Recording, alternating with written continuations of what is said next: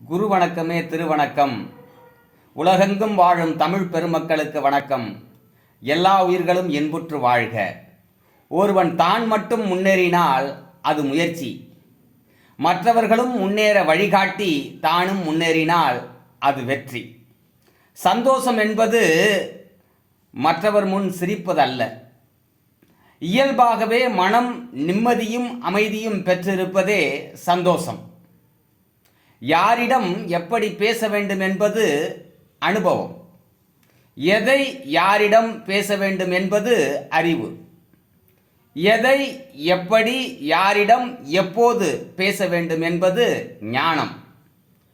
ஆகவே இந்த வகையான நற்பண்புகளை கடைபிடித்து வாழ்வில் நீவீர் வெற்றி பெறுவீர்களாக.